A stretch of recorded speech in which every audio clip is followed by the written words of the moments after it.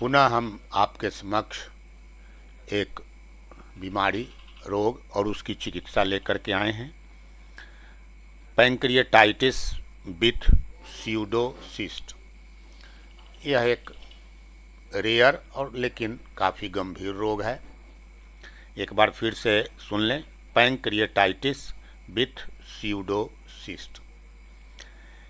एक पुरुष 48 साल की अवस्था, हिंदू पुरुष, ए हिंदू मैन 48 ईयर्स ओल्ड हमारे पास आते हैं। ये 25/9/95 को मेरे पास दिखाने के लिए पटना से आए। दिसंबर 1994 में इनके पेट में बहुत ही सीवियर पेन हुआ था, जिसका हैदराबाद में चिकित्सा किया गया। दर्द तो उस समय ठीक हो गया था, मगर वोमिटिंग परसिस्ट कर रहा था। कै उनको बार बार होता आ रहा था। इसी समस्या को लेकर वो मेरे पास 25/9/1995 को आए। उस समय मैं घर ही दयालपुर में चिकित्सा किया करता था, तो वहीं मेरे पास आए। तो उनमें उनके जो पुर्जा था वहाँ पर हैदराबाद का, उस पर लिखा हुआ था chronic pancreatitis with pseudocyst. Diagnosis में उसमें और लिखा हुआ था non communicating pseudocyst of pancreas with pancreatic duct block at the head of the body of junction with the cyst pointing into the stomach in the region along with greater curve। यही लिखा हुआ था उसमें। यानी हुआ कि ये pancreatic duct जो एक पत्ती के समान डिवोडेनम के सामने बाईं ओर तक फैला हुआ होता है, तो वह पैंक्रिएटिक डक्ट के अगले मुंह पर यह एक सिस्ट हो गया था पैंक्रिएटिक डक्ट के, जहाँ से पैंक्रिएटिक जूस निकलता है। जूस निकल करके वह डिवोडेनम में, जेजुनम में जाकर के मिलता है कॉमन बाइल डक्ट के साथ मिल करके। तो वह पैंक्रिएटिक डक्ट के हेड पर यानी अगले सिरे पर ही वो सिस्ट हो गया था, जिसके वजह से पैंक्रिएटिक जूस वो आंत में नहीं मिल पाता था, जिससे पाचन संबंधी समस्याएं थी और बार बार कै हो जाया करता था। यही उस पर लिखा हुआ था। मैंने जो सिम्टम लिया उसमें विशेष था और कि हेड का सिम्टम जब लिया तो उनको वर्टिगो था। वर्टिगो टर्निंग हेड यानी माथा के घुमाने से उनको ये चक्कर हो जाया करता था। डिजायर था चीली और साबर।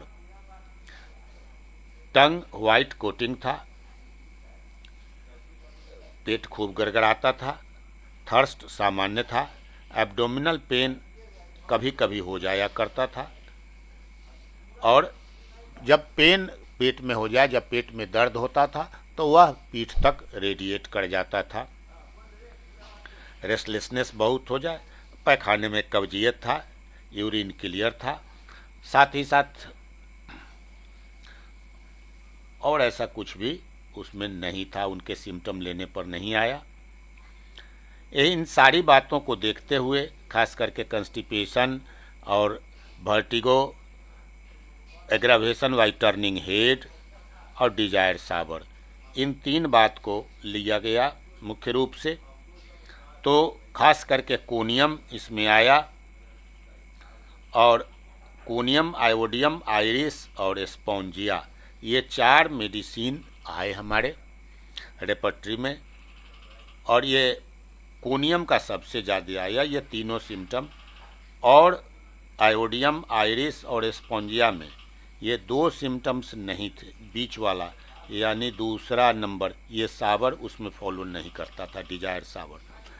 कोनियम में सारा सिम्टम फॉलो किया और वह पूरा सब आया 2, 2 और 3 में, यानी वर्टिगो टर्निंग हेड में 2 था फिर इस तरह से 2 2 और 3, 2 दूनी 4 और 3 7, 7 इसके आए। सभी सिम्टम, तीनों सिम्टम था।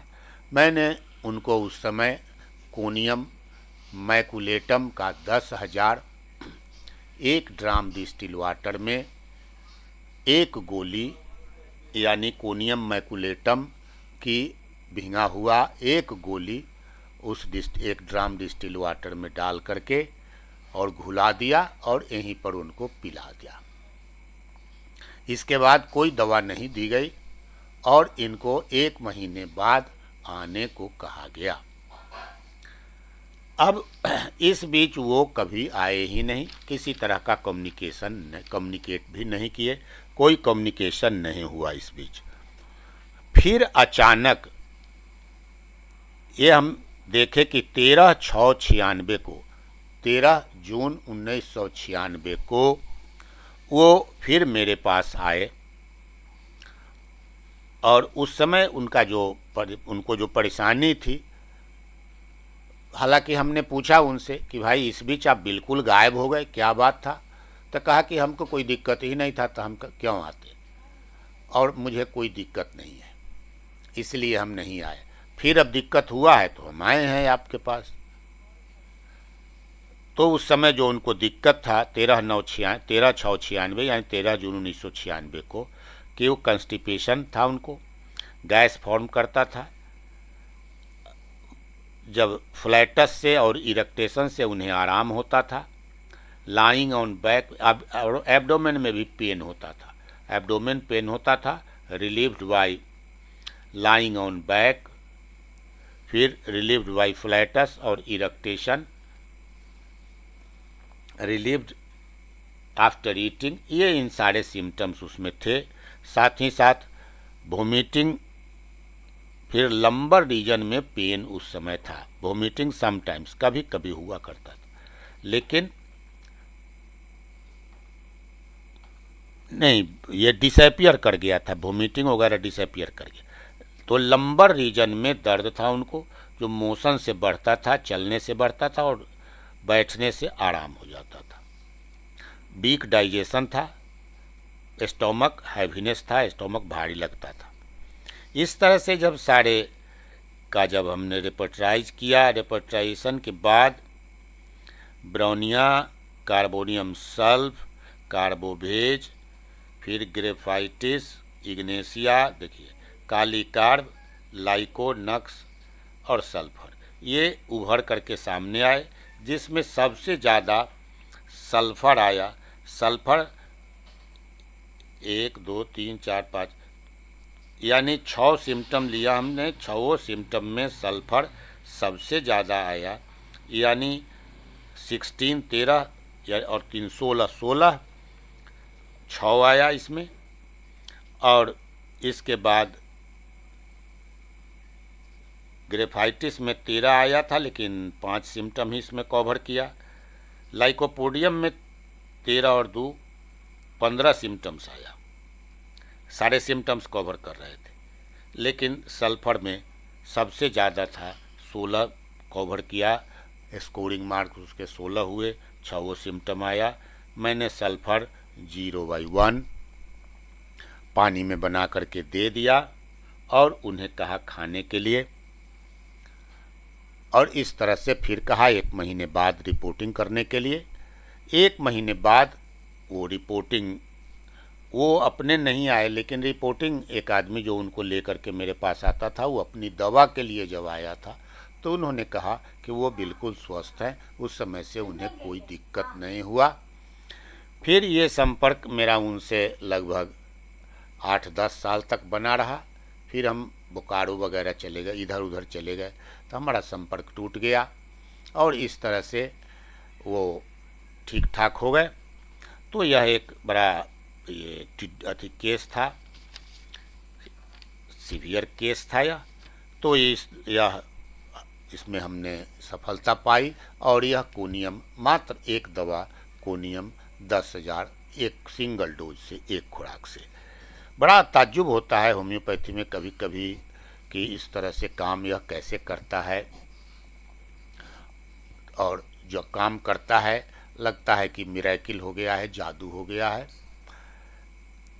इस तरह से हम पुनः आपसे विदा लेते हैं, यह कहते हुए कि आप ये लाइक करें, सब्सक्राइब करें और कमेंट अवश्य करें, साथ ही साथ शेयर करें। हम भी चाहते हैं कि आप भी हमारे साथ शेयर करें, जिस तरह से हम शेयर आपके साथ कर रहे हैं, आप भी हमारे साथ शेयर करें। इससे हम लोगों का ज्ञान अधिक से अधिक बढ़ेगा, प्रैक्टिकल ज्ञान होगा इसे, और हम अच्छा कर पाएंगे और रोगी की सेवा अच्छे से अच्छे ढंग से हम लोग कर पाएंगे। इन्हीं बातों के साथ एक बार पुनः आपसे हम आग्रह करते हैं कि लाइक, सब्सक्राइब और कमेंट अवश्य करें। धन्यवाद। फिर अगले में हम मिलते हैं पुनः एक बार।